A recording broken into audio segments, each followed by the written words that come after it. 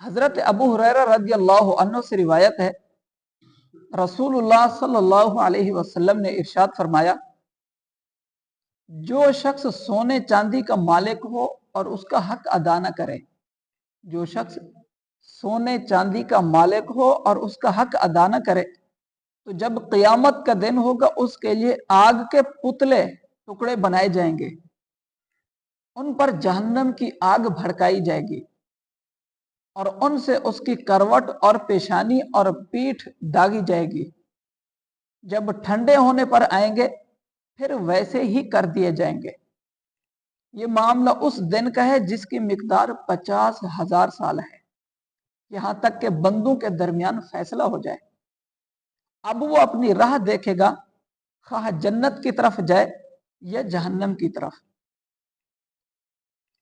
یہ صرف اس ایک دن کے لیے ہے جو قیامت کا دن، جو حساب کتاب کا دن ہے۔ ابھی حساب کتاب کے بعد جنت جہنم پہنچنے سے یہ پہلے کا معاملہ ہے۔ لوگوں کے حساب کتاب جب ہو رہا ہوگا قیامت کا دن جو 50,000 سال کا ہوگا، یہ صرف اس دن اس بندے کے ساتھ معاملہ ہوگا کہ اس کو اگر کسی نے مال جمع کر کے رکھا ہوگا اور اس کی زکوٰۃ ادا نہیں کی ہوگی، یا جو مال کا حق ہے خرچ کرنا اس کا حق ادا نہیں کیا ہوگا، تو فرمائے کہ قیامت کے دن وہی مال جہنم کی آگ میں گرم کر کے اس کی پیشانی، اس کی پیٹھ، اس کی کروٹ پر داغا جائے گا، اور یہ اس وقت ہوگا حساب کتاب سے پہلے۔ پھر اس کے بعد تو حساب کتاب الگ ہوگا، پھر حساب کتاب ہوگا، پھر اس کا فیصلہ بعد میں ہوگا کہ اب اس نے جہنم جانا ہے یا جنت جانا ہے۔ اور اونٹوں کے بارے میں فرمایا، جو اس کا حق ادا نہیں کرتا۔ حضرت ابو ہریرہ کہتے ہیں نبی پاک نے فرمایا، جو اونٹوں کا حق ادا نہیں کرتا، قیامت کے دن ہموار میدان میں لٹا دیا جائے گا وہ بندہ، اور وہ اونٹ سب کے سب نہایت فربہ ہو کر آئیں گے، پاؤں سے اسے روندیں گے اور منہ سے کاٹیں گے۔ جب ان کی پچھلی جماعت گزر جائے گی پہلی لوٹے گی۔ یہ اس صورت میں ہے کہ کسی بندے کے پاس اونٹ ہوں اور وہ ان کی زکوٰۃ ادا نہ کرے، اور اونٹ زیادہ ہوں، جتنے بھی ہوں، اور ان پر زکوٰۃ بنتی ہو اور وہ ان کی زکوٰۃ ادا نہ کرے، تو فرمایا وہی اونٹ قیامت کے دن آئیں گے، بندے کے لیے ہموار میدان بنا دیا جائے گا، اور اونٹ آ کے اس کو منہ سے کاٹیں گے بھی صحیح اور پاؤں سے روندیں گے بھی صحیح، اور اونٹوں کا ایک ریوڑ گزر جائے گا، پھر دوسرا آئے گا، وہ دوسرا آئے گا تو پھر پہلے والا واپس آئے گا، اس کو یہی سزا ملتی رہے گی۔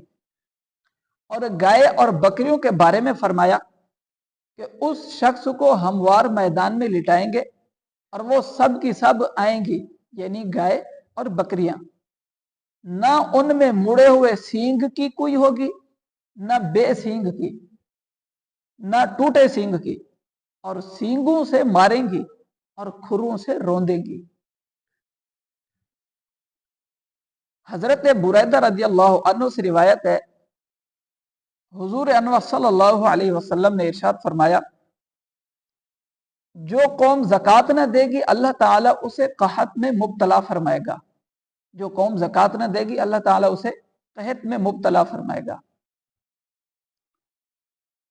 امیر المؤمنین حضرت فاروق اعظم رضی اللہ عنہ سے روایت ہے، حضور اقدس صلی اللہ علیہ وسلم نے ارشاد فرمایا، خشکی اور تری میں جو مال تلف ہوتا ہے وہ زکوٰۃ نہ دینے سے تلف ہوتا ہے۔ سبحان اللہ، کیسے بہترین اور جامع الفاظ ہیں۔ فرمایا خشکی اور تری میں جو بھی مال تلف ہوتا ہے وہ زکوٰۃ نہ دینے کی وجہ سے ہوتا ہے۔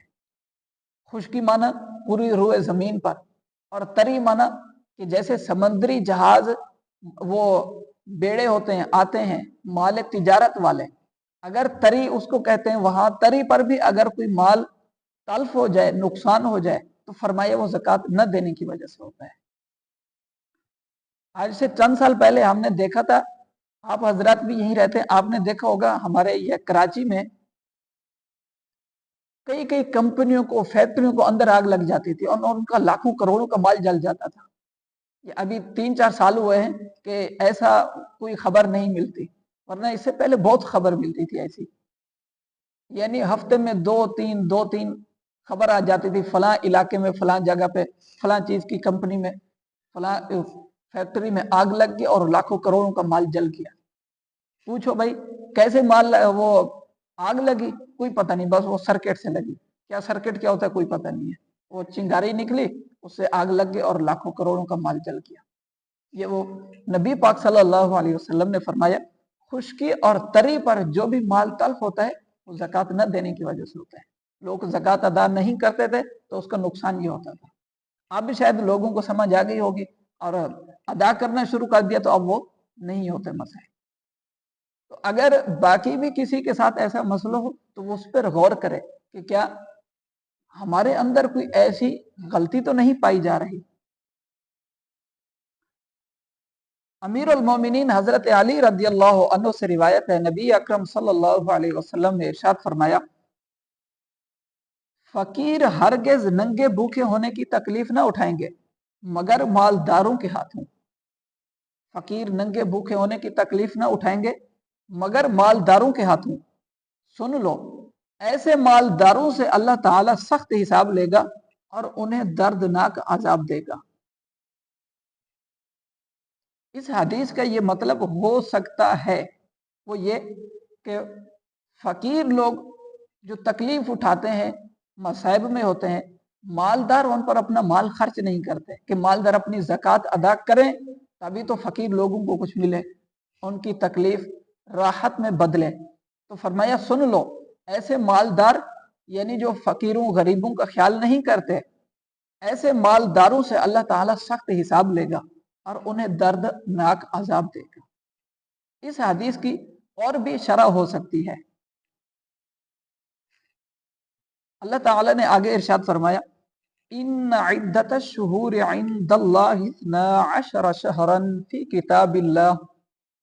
کتاب اللہ یوم خلق السماوات والارض منها 4 حرم ذلك الدین القیم فلا تظلموا فیہن انفسکم وقاتلوا المشرکین کافۃ کما یقاتلونکم کافۃ وَاعْلَمُوا أَنَّ اللَّهَ مَعَ الْمُتَّقِينَ۔